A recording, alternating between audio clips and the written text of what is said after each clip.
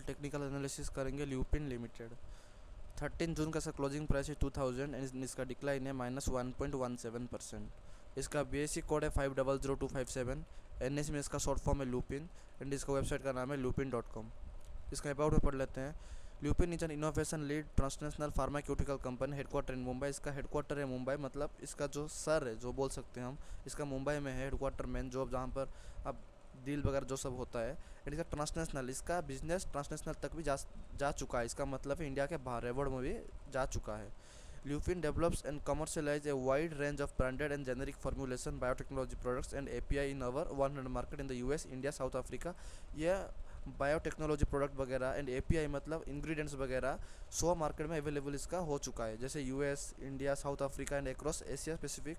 मतलब एशिया में जितना भी आप बोल सकते हो कॉन्टिनेंट है, एशिया कॉन्टिनेंट में जो भी कंट्री वगैरह में है, मतलब मैक्सिमम कंट्री में ये अवेलेबल हो चुका है। लैटिन अमेरिका, यूरोप में भी एंड मिडिल ईस्ट रीजन्स में भी।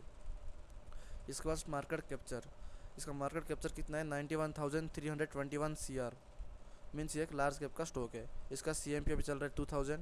इसका 52 वीक हाई है 2403 एंड 52 वीक लो है 1531, मीन्स अभी बीच में ये अभी खड़ा हुआ है। ये 400 से नीचे एंड ये एक 1600 मानेंगे तो 400 के ऊपर।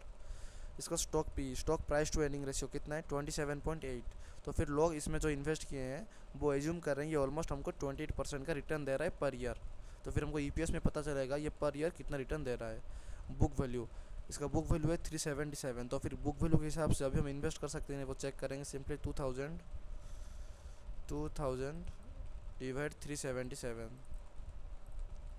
5.30 मीन्स 5 होने से 2 के 5 के अंदर रहने से हम इन्वेस्ट कर सकते हैं। बट ये 5 से ऊपर है तो थोड़ा सा, बहुत नहीं तो थोड़ा सा ओवर ग्रोथ है, मतलब अभी इन्वेस्ट कर सकते हैं हम, इतना भी ख़राब नहीं है स्टॉक। अप्रोक्सीमेटली 5 ही मानेंगे क्योंकि 5.30 है। इसके बाद डिविडेंड यील्ड 0.40 अच्छा है। ROC, return on capital employed, इतना ये मिनिमम इसका 20% होना चाहिए एंड ये है 21.5%, ये सही है। ROE, रिटर्न ऑन इक्विटी, जो 15% होना चाहिए मिनिमम एंड ये है 20.8%, मीन्स ये 1.5% ज़्यादा था एंड ये है 5.8%, ये भी अच्छा है।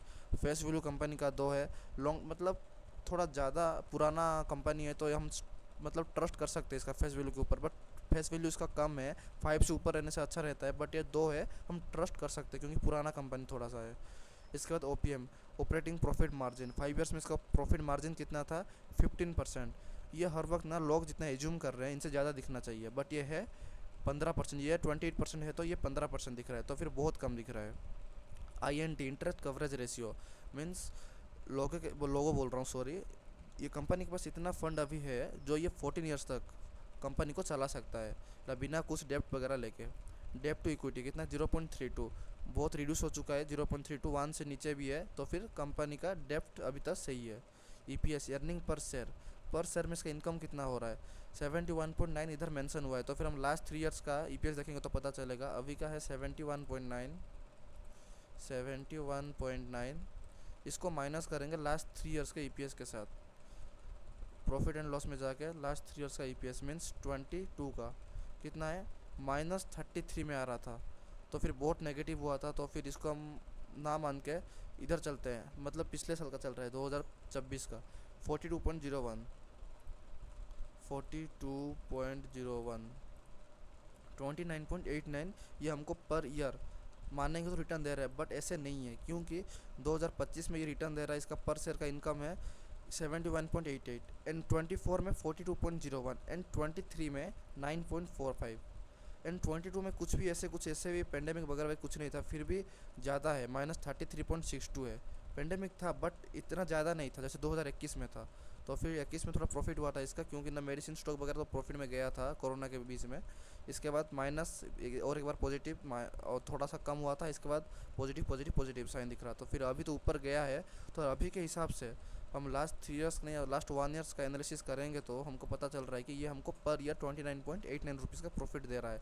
तो फिर परसेंटेज वाइज देखेंगे तो सिंपली इसको डिवाइड करेंगे, सॉरी कितना था इसका EPS, इसका EPS था 71.9, ये वाला 71.9 माइनस करेंगे 42.01, जितना आया इसको डिवाइड करते हैं 42.01 जितना इंटू 100, तो फिर ये हमको 71% का हमको ये रिटर्न दे रहा है पर ईयर। लोग इसको एज्यूम कर रहे हैं 27.8% एंड ये दे रहा है 71%, तो फिर बहुत अच्छा दे रहा है ये।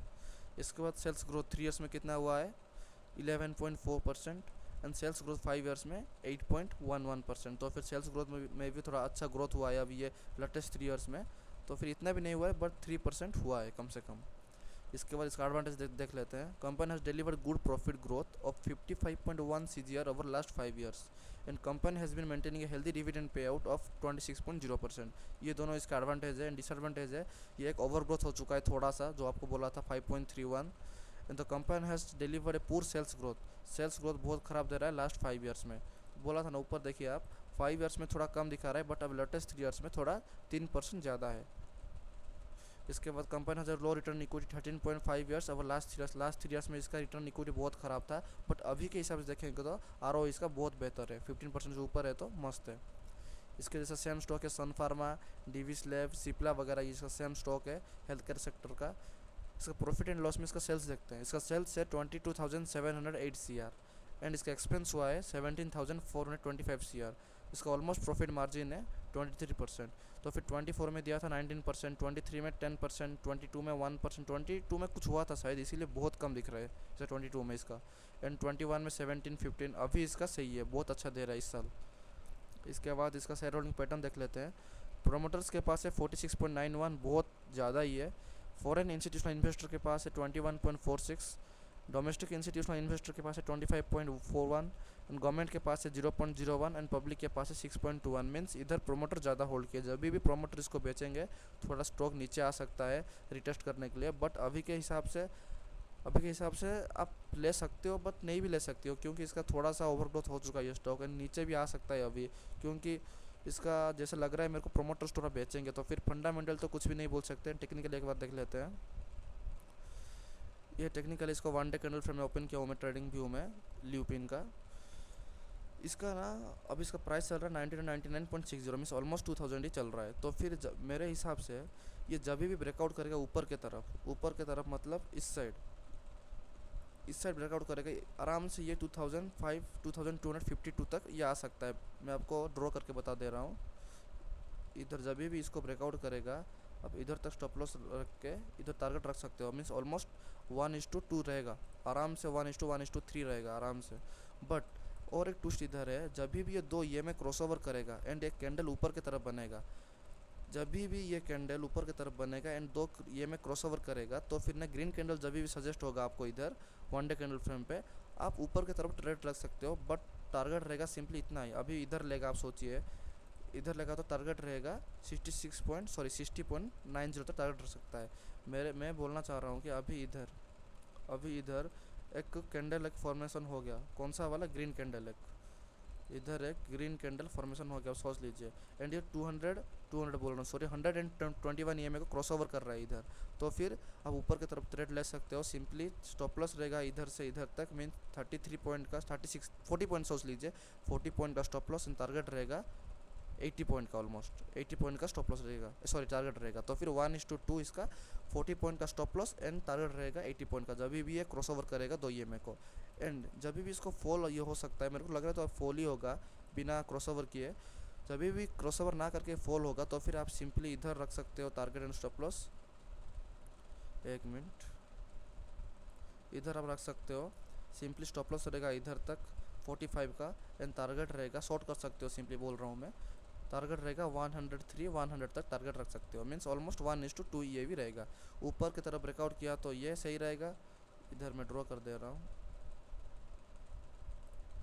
इधर स्टॉप लॉस रहेगा इधर तक एंड टारगेट रहेगा इधर तक, मीन्स ये रहेगा 1:3 ऊपर वाला एंड नीचे रहेगा 1:2 शॉर्ट करने से। एंड बीच में जब भी जिसको ना इंट्राडे करना है, जब भी इंट्राडे तो नहीं कर सकते, डिलीवरी के हिसाब से लोगे, जब भी आप इसको जब भी ये 200 EMA क्रॉसओवर करेगा ये ऊपर जा सकता है मेरे हिसाब से। मैं कोई सेवी रजिस्टर्ड नहीं हूँ, मैं जस्ट एजुकेशनल पर्पज़ की वीडियो बनाता हूँ, आप खुद भी एनालिसिस कर सकते हो ये चीज़। अभी इधर चेक कर लीजिए, इधर जब भी ये दोनों क्रॉसओवर करके एक रेड कैंडल हुआ था, इधर से वो फॉर्मेशन होके ये रेक्टर सोच लीजिए, ये वाला 1 डे कैंडल फ्रेम में क्लोजिंग हुआ था, इससे इस नीचे तक मीन्स ऑलमोस्ट 200 पॉइंट फॉल हुआ था। इसके हिसाब से आप पीछे भी जाके चेक कर सकते हो, सेम चीज़ बार बार हुआ है।